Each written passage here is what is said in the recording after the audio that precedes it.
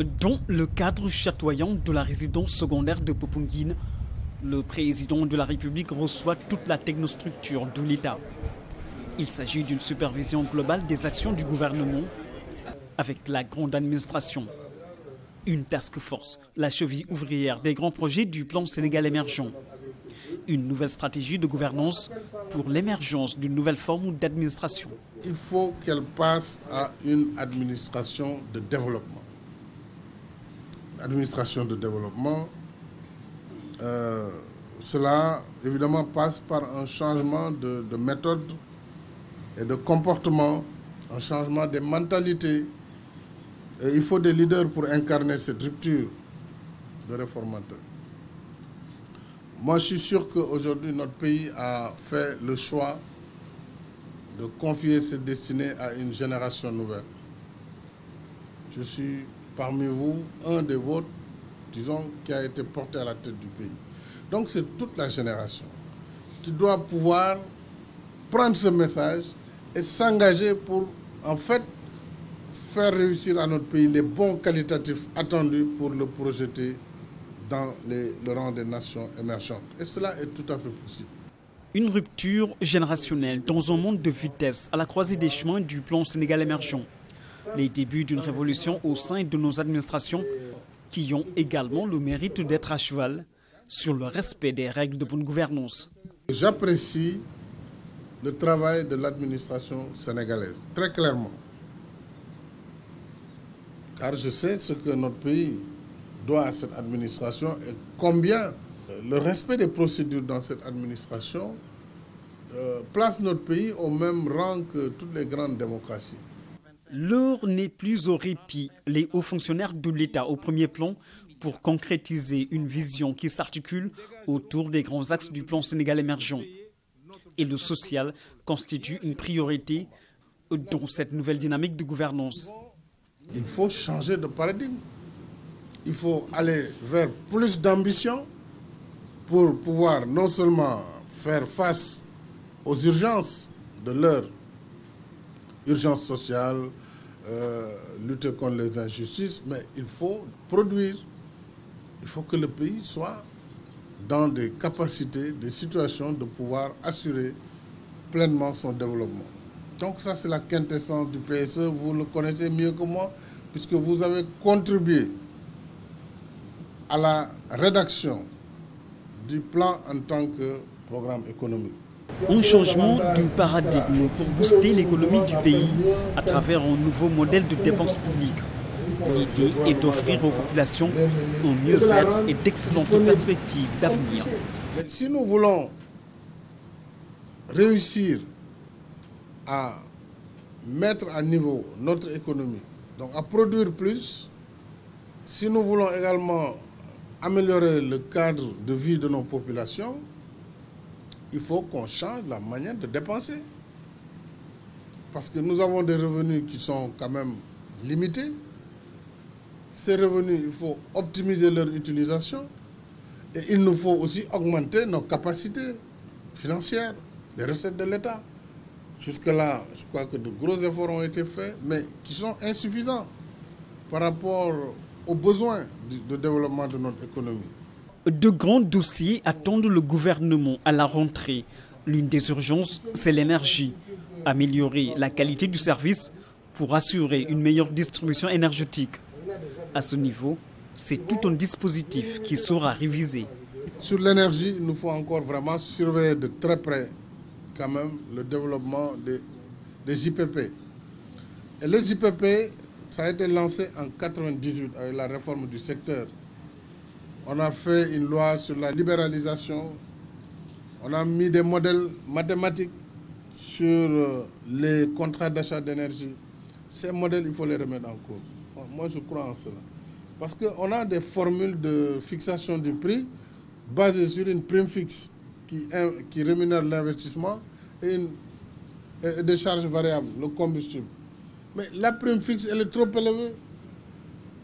Et l'exemple qui a éveillé mes soupçons, c'est que le premier IPP qu'on a eu en 1998, GTI, pendant quelques années a fonctionné. Ensuite, les machines sont tombées en panne depuis au moins 6 ans, 8 ans.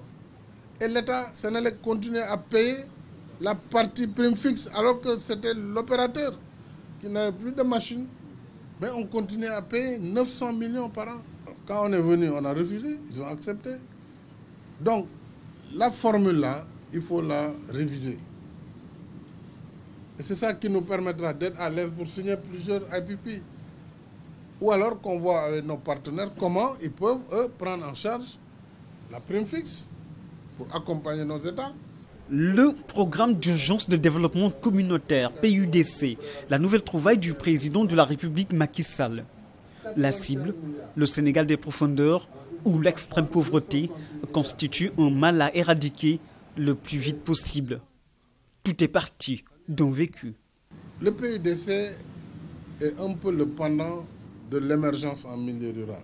Et il a été conçu après une tournée que j'ai effectuée 3 ans et demi durant. Vraiment, mais en profondeur dans le pays. Et quand vous visitez ce pays en profondeur, vous vous étonnerez du niveau d'obsolescence et de pauvreté absolue qu'il y a dans ce pays. Vous dites, vous n'êtes pas au Sénégal, c'est pas possible. C'est-à-dire qu'il n'y a rien, rien. Moi, il m'arrivait de me perdre le soir dans le Linguère. Vous n'avez aucun repère. Parce que pour avoir un repère, il faut une ligne électrique au moins, ou il faut un bâtiment, ou un forage. Mais il n'y a rien, absolument rien. Il n'y a que les étoiles. À partir de 20 h, vous ne pouvez pas... parfois, on tournait en rond pendant 3 heures pour tomber dans un village comme ça. Et il n'y a pas d'eau. Les femmes utilisent les charrettes, des chambres à air pour faire 20-30 km. Le bétail reste 2 jours sans boire, etc.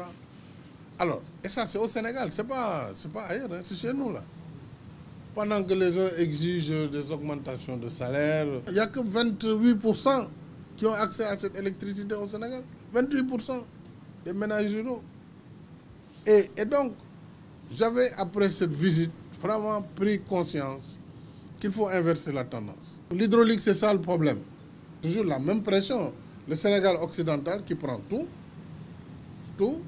parce que là, les gens, ils veulent avoir chaque village 1 ou 2 forages. Les villages distants de 400 mètres, chacun dit non, nous avons un forage bob. Pendant que d'autres font 30 km. C'est ça l'équité qu'il faut essayer de rétablir. Alors, donc, la priorité numéro 1, c'était l'eau. Numéro 2, c'est l'électricité. L'accès à l'électricité en milieu rural. 3, l'accès aux pistes rurales. Pistes même, ça peut être 2 et 3. En tout cas, en pistes et électricité, il se tirait la position. Et puis, numéro 4, c'était vraiment les difficultés de nos femmes. Encore à piler le mille avec leur force. Et déjà sur le terrain, les choses commencent à bouger.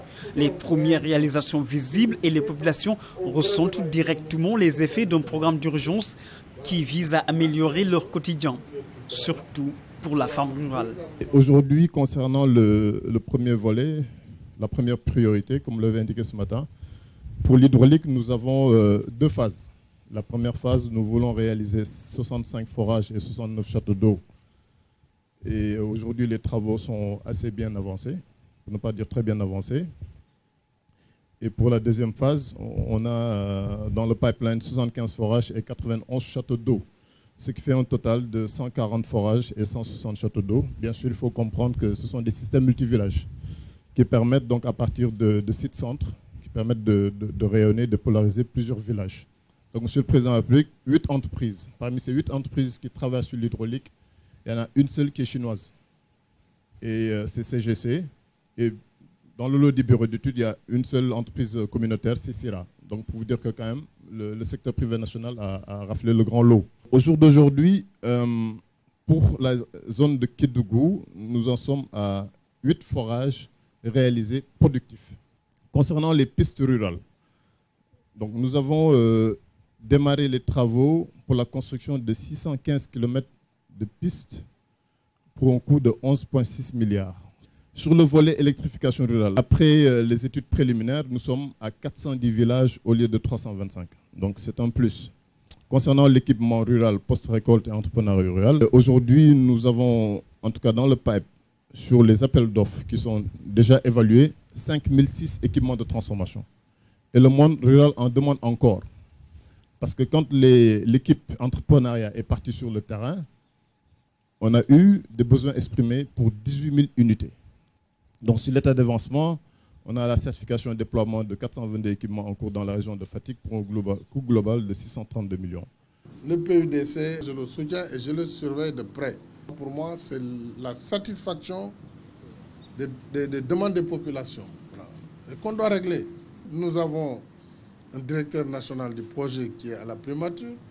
Nous avons un président du comité de pilotage, la présidence. Et nous avons le PNUD qui est contractant, qui exécute un marché rémunéré à hauteur de 3%. Alors, où est le problème? D'abord, le Sénégal a toujours fait ça depuis l'AGETIP. C'était la même chose, c'était des conventions qu'on signait avec l'AGETIP qui allait exécuter pour le compte de l'État des 5%. Alors, l'AGETIP, c'était déjà 5%. La réponse concrète aux difficultés des populations du pays profond. Mieux, avec les bourses de sécurité familiale, le dispositif de mise en œuvre opérationnelle permet d'aller vite et d'être efficace dans l'enrôlement des bénéficiaires. Le 16 septembre, nous aurons bouclé sur tout le territoire. Il y a actuellement 800 enquêteurs qui sont répartis dans l'ensemble des 14 régions du pays. L'objectif de la délégation, c'est de pouvoir payer au mois d'octobre. Donc je pense qu'en tout cas, pour ce qui nous concerne à ANSD, on aura terminé notre travail le 16 septembre qui vient. Une fois qu'en octobre, ils payent par exemple, il faut continuer le même effort pour les nouveaux 50 000, les derniers 100 000 à enrôler. On va s'arrêter à 300 000. Voilà, pour cette cohorte, c'est 100 000. Nous avons enquêté pour 150 000 et il y a un algorithme de calcul qui va sélectionner les 100 000 les plus pauvres. Et c'est ces 100 000 qui vont commencer à être payés en octobre. Le souci du social, une priorité du président de la République Macky Sall. Et parmi l'arsenal opérationnel de réduction des inégalités sociales, la couverture maladie universelle va très vite atteindre sa vitesse de croisière et soulager les populations, surtout les couches les plus vulnérables. Pour les personnes qui ont donc entre 5 ans et 60 ans, un système d'assurance maladie à base communautaire à travers les mutuelles de santé a été mis en place avec une cotisation de 7 000 francs par personne et par an qui est subventionnée à hauteur de 50% par l'État. Donc une cotisation de 3 500 par personne et 3 500 par l'État. Ce qui permet à la personne membre de la mutuelle de santé de bénéficier d'une couverture par la mutuelle de santé à hauteur de 80%. Ça veut dire que 80% des soins de santé dans les structures publiques sont supportés par la mutuelle et la personne ne paie plus que 20%. 300 000 ménages en 2016. Cela veut dire 2 400 000 personnes qui vont bénéficier gratuitement des soins et des médicaments à travers les mutuelles de santé, soit 15% de la population. Ce sont des priorités tracées sur la feuille de route du gouvernement, dans l'optique de la prochaine rentrée. Et pour une mise en œuvre des grands projets du président Macky Sall, la mobilisation des ressources reste le grand défi. La situation financière et l'état du service de la dette montrent que le Sénégal vient de loin, de très loin. En 2008, en service de la dette, c'est-à-dire le principal plus les intérêts, on était à 83 milliards. Budget 2008. On est passé en 2011, avant votre magistère, à 362,9 milliards de service de la dette. 62,9, ça veut dire 363 milliards. Si vous faites la différence, ça veut dire qu'on a augmenté de 280 milliards en 3 ans de service de la dette. Si on le rapporte à l'année de base, c'est-à-dire si on regarde l'évolution en valeur absolue, c'est 336% d'augmentation du service de la dette. Au même moment, qu'est-ce qui s'est passé du point de vue des investissements publics sur ressources internes? Pas les investissements de façon globale, mais sur ressources internes. On était à un niveau d'investissement sur ressources internes de 429 milliards à 529 milliards sur ressources internes. À la même année, nos investissements n'ont augmenté de 89 milliards. C'est-à-dire au moment où on a augmenté le service de la dette de 280 milliards, de 336%, nos investissements sur ressources internes n'ont augmenté que de 89 milliards, 21%. En 3 ans, on n'a pas augmenté à hauteur de 336%, mais on a augmenté à hauteur de 65%. Et au même moment, nos investissements publics sur ressources internes, qui n'ont cru là-bas que de 21%, ont cru de 20%. Parce qu'on est actuellement, en 2014, à 557 milliards d'investissements sur ressources internes. Et dans le budget 2015, tel que cadré par mon ami Pierre Ndiaye et ses services, on sera à 611 milliards d'investissements sur ressources internes. Aujourd'hui, l'enjeu est d'optimiser les recettes pour assurer la réalisation de grands projets. À ce niveau, ces hauts fonctionnaires de l'État s'engagent à soutenir le président de la République pour la transformation de l'économie du pays. Monsieur le Président de la République, le groupe qui a eu à se réunir à plusieurs reprises est fortement déterminé à vous accompagner dans la mise en œuvre du plan Sénégal émergent. Ce plan, le groupe le répète souvent, et vous avez souvent l'habitude de le dire, ne se résume pas à une liste de grands projets. Il s'appuie effectivement sur des ruptures avec le passé et repose sur la mise en œuvre de réformes indispensables pour, d'une part, restaurer les marges de manœuvre budgétaires de l'État, mais aussi améliorer l'environnement des affaires pour attirer suffisamment d'investisseurs privés. Mais la question importante également, le président l'a dit, c'est la question de la masse salariale. Aujourd'hui, quand vous regardez le budget, la dette publique, la masse salariale prennent presque l'équivalent des recettes, les 2 tiers des recettes. Donc il reste peu, 1 tiers environ presque pour faire un peu de l'investissement. Et on pense qu'il y a encore des efforts qui peuvent être faits dans la maîtrise de la masse salariale, mais aussi dans la maîtrise des dépenses courantes. Réunis au sein d'un groupe de travail, ces grands cadres de l'administration ont également produit une feuille de route pour favoriser la qualité de la dépense publique à travers notamment la maîtrise de la masse salariale qui engloutit à elle seule 2 tiers des recettes du pays. Il s'agit également de mettre sur pied un paquet investisseur. L'idée est de rendre attractif le climat des affaires au Sénégal. Pour eux, cela passe par un meilleur accès à l'énergie à travers la construction de 2 centrales électriques de 15 MW chacune.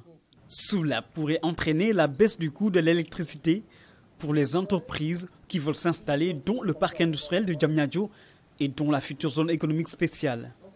Bref, l'allègement des facteurs de production pour les investisseurs. Alors, question. Qu'est-ce qu'on gagne au fond? Parce que aussi l'analyse doit nous pousser à aller jusqu'au bout du raisonnement. En dehors de dire on a un pôle, on a 30 000 emplois, c'est vrai, c'est 30 000 emplois quand même. Hein. Mais en dehors de ça, concrètement, par rapport aux efforts que nous avons faits, construire les pôles, les financer, subventionner l'électricité, subventionner l'eau, augmenter la durée du travail. Pour quel résultat? Il faut bien que le raisonnement se fasse et qu'on boucle la boucle. Le pôle urbain du Diamniadio, l'état d'avancement et le fonctionnement, tout a été passé en revue dans un cadre global qui touche les grands chantiers du président de la République Macky Sall. Et nous sommes de plein pied dans la phase exécution. En ce qui concerne donc les logements, sur le terrain, les projets de Gétran a démarré, le projet de Sénéguinia a démarré, le projet de Télium démarre ce mois-ci, au mois de septembre, et le projet de Dozy. En ce qui concerne maintenant les équipements structurants, sur les équipements structurants, parce que au-delà des logements, il y a ces équipements, il y a l'université, il y a aussi la cité du savoir. Là, le point peut-être peut être complété par l'enseignement supérieur qui est représenté. Il y a aussi le marché d'intérêt national. Le dossier aujourd'hui est au niveau du ministère des Finances avec la gare des gros porteurs. Le parc industriel a démarré, le DG il est là, et également les ministères. Sur les ministères, le premier pôle ministériel Le démarrage aussi est prévu le 15 septembre, suivant le planning qui nous a été donné par le promoteur qui a été sélectionné. Pour la DISES, on a un industriel chinois qui va délocaliser dans les câbles au niveau des réseaux électroniques, le filaire téléphonique. Ils ont déjà réalisé l'investissement pour 2,5 milliards sur 3000 mètres carrés et ils vont inaugurer leur usine mars 2016, avril 2016 pour 600 emplois. Et pour le parc industriel de Diamniadio, on avait signé donc un protocole d'accord avec la société Candy et Hélène, qui est celle qui va démarrer sa production de manière graduelle à partir de janvier 2016 pour aller à une croisière de 1000 emplois en juin 2016 pour avoir les premiers conteneurs made in Sénégal sortir de Dakar pour aller dans le marché européen et américain. On a besoin d'aide à ce niveau-là pour stabiliser le package fiscal. Parce qu'il est dit à date que notre package fiscal à lui seul ne suffit pas pour rendre attractif ce que nous faisons aujourd'hui. Il va falloir aller vers une optimisation de nos facteurs de production. Il faudrait faire un package important et mettre en valeur les atouts du Sénégal. Simplement parce qu'on ne peut pas comparer notre coût d'énergie électrique avec celui de l'Éthiopie ou du Rwanda. Les éléments ne sont pas les mêmes, mais notre proximité par rapport à nos connectivités ports et aéroports sont des avantages importants à chiffrer. Je pense que les Chinois le savent bien. Pour l'un de vos projets prioritaires, le TER, il y a 60 entreprises donc, qui ont acheté le dossier sur différents pays. Et la connectivité autoroutière, je pense que vous avez visité le projet, nous avançons de manière sérieuse et on va... Là aussi, il va falloir arbitrer, il va falloir évaluer et décider. Voilà, mais très rapidement. Parce que... Il est estimé que les États dans le monde, Monsieur le Président, ont des actifs dormants équivalents de leur PIB. Donc Sénégal, notre PIB est à peu près à 9 000 milliards. Si on regarde à fond, on a de fortes chances d'avoir au moins 3 à 4 000 milliards d'actifs dormants quelque part qu'on peut fructifier. On n'est pas resté là, malgré le fait qu'on n'ait pas le transfert d'actifs. Avec l'argent que l'État nous a donné, nous avons structuré, ficelé des projets phares, des projets qui contribuent à la réalisation du PSE, même si ce n'est pas des projets du PSE. Je m'explique. Projet Club Med, c'est 41 milliards de francs CFA. On a contribué 2,5 milliards, Caisse des dépôts 2,5 milliards. Sans les 5 milliards de l'État, on n'aurait pas bouclé le financement total de 41 milliards. Et ce projet va créer des emplois, 1000 emplois, dont 400 emplois directs. Donc l'effet de levier est important. Le projet va payer des impôts à l'État, donc le projet va contribuer à la croissance économique rapidement.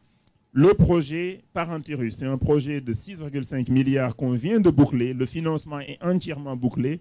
Le Fonds 6 a mis 800 millions dans le projet et on a levé tout le reste. On démarre la pose de première pierre à Gender.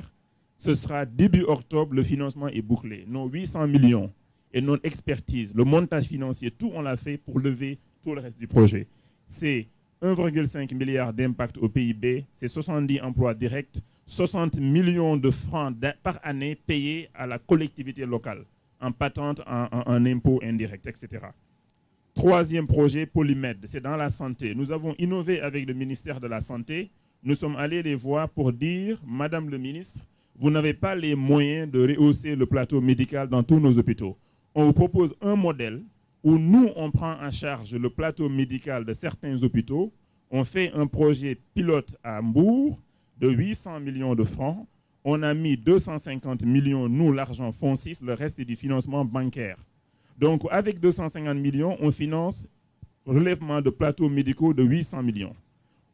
L'État aurait lui-même directement investi 800 millions et pas 250 millions comme nous l'avons fait. Donc, avec un, on fait pratiquement 3. Le projet, on le fait en 3 mois et demi. On a démarré les constructions le 21 juin. On inaugure ce projet mi-octobre, Inch'Allah. Les travaux sont presque finalisés. On attend que l'équipement soit là. Aujourd'hui, le système financier fait confiance aux instruments que vous avez mis en place. Aujourd'hui, le FONGIP a un effet de levier de 3. Chaque fois qu'on met notre argent, la banque a signé pour multiplier 3 fois vers les secteurs avec des conditions que nous négocions. Et cela, c'est important. Donc, cela veut dire qu'au lieu des 35 milliards, nous, si on a aujourd'hui un effet moins élevé, on peut atteindre les objectifs que vous aviez annoncé. Ce qu'il faudrait expliquer ici, c'est que lors du Conseil des ministres décentralisé en juin 2014 à Thiès, le chef de l'État, le président Macky Sall, avait pris l'engagement de faire redémarrer NSTS à Thiès. Cette société aujourd'hui tourne avec 300 emplois qui ont été recouvrés tout de suite parce que FONGIP a mis 400 millions de garanties ayant permis de lever 800 millions à la BNDE, soit un total d'1,2 milliard. Et c'est avec ce 1,2 milliard que NSTS a pu reconstituer son fonds de roulement. Donc ça, c'est vraiment à mettre à l'actif du FONGIP. Et il y a d'autres cas également qui pourraient être cités ici. En ce qui concerne les infrastructures, Monsieur le Président, je ne vais pas revenir sur les projets, parce qu'il y en a des centaines, je ne vais pas les citer. Peut-être parler uniquement de la Nationale 2, qui est un projet important, parce que c'est la seule route aujourd'hui au Sénégal qui se trouve dans un état qui ne permet pas d'avoir un bon niveau de service. Pour ces routes, l'ensemble des financements de l'ordre de 200 milliards de francs CFA ont été bouclés et les appels d'offres vont être lancés incessamment. Pour le secteur des infrastructures, Monsieur le Président, pour fixer les esprits, je vais parler de deux choses qui sont mes indicateurs principaux. La première chose, c'est la densité routière. Aujourd'hui, au Sénégal, on est à une densité routière de moins de 4 km pour 100 km². Dans tous les pays que nous connaissons et qui sont des pays émergents, nous sommes à peu près à 30 km pour 100 km². Le secteur de l'enseignement supérieur n'a pas été occulté. Aujourd'hui, le gouvernement sénégalais a changé de paradigme pour donner aux jeunes une offre de formation adaptée aux besoins du marché de l'emploi. Là-dessus, les réformes du système d'enseignement supérieur vont permettre aux étudiants d'être tout de suite opérationnels dès la sortie. 31% des diplômés de l'enseignement supérieur ne sont pas insérés. Alors, ce que nous proposons, c'est de former des entrepreneurs. Mais quand je dis formation des entrepreneurs, c'est une formation très solide de 300 heures de formation technique et professionnelle, 300 heures d'entrepreneuriat, un accompagnement de ces jeunes, un accompagnement d'abord individuel, mais un accompagnement également collectif, sous forme de couveuses, etc., pour pouvoir accompagner tous ces jeunes-là. Nous sollicitons, Monsieur le Président de la République, votre appui par rapport au portage de ce projet. Je pense qu'il faut qu'on puisse envoyer un message très fort à la jeunesse, que tout n'est pas noir, que nous pouvons aller de l'avant et vraiment donner de véritables opportunités à cette jeunesse. C'est la première chose que nous vous demandons. La deuxième chose, c'est que nous avons besoin de montrer que les réformes sont possibles ici. Et nous avons besoin de réussir cette réforme.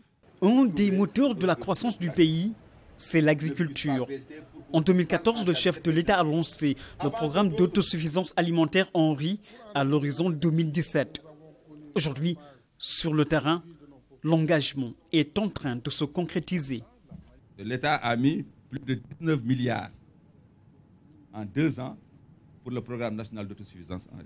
Une bonne lecture de la situation aujourd'hui dans la vallée et aussi au niveau du riz pluvial permet de dire que même en 2016, si on fait une bonne contre-saison chaude en 2016, nous allons atteindre l'objectif d'autosuffisance. 10 tours d'horloge, une réunion d'un groupe d'acteurs clés qui va se poursuivre et s'élargir à d'autres hauts fonctionnaires de l'État, puisque la technostructure ne s'arrête pas seulement à ces cadres de l'administration. À ce niveau, le chef de l'État a donné d'importantes directives avec un objectif clair et un cap déjà fixé. Le cap, c'est l'émergence. Le cap, c'est de répondre aux besoins prioritaires de nos populations. C'est d'améliorer le bien-être des populations sénégalaises. Donc les ressources en priorité iront dans cette direction, pas ailleurs. Et ça doit être très clair. Ça doit être très clair. C'est un tournant important dans la chaîne de gouvernance du pays. Des décisions majeures du chef de l'État. Il s'agit notamment de l'évaluation des réformes fiscales et des mesures incitatives pour le paquet investisseur. L'élaboration d'une stratégie de négociation et de prise en charge des revendications syndicales et le renforcement des efforts de collecte des recettes. Le chef de l'État pense aussi aux entreprises en difficulté. Il faudra également, Monsieur le Premier ministre, un accompagnement diligent des entreprises en difficulté. Déjà à la primature, vous avez le CIREP qui s'occupe des entreprises en difficulté. Et dès la rentrée, nous devons apporter des réponses définitives à la question de Suneor, Transrail, Sénégal Airlines, AIBD et ADS, pour ne citer que celle-ci. Et parfois, il faut décider et avancer. C'est l'amorce d'une chaîne d'engagement. La technostructure de l'État est désormais au service du développement pour offrir aux populations de meilleures conditions de vie et se tourner résolument vers l'émergence du Sénégal.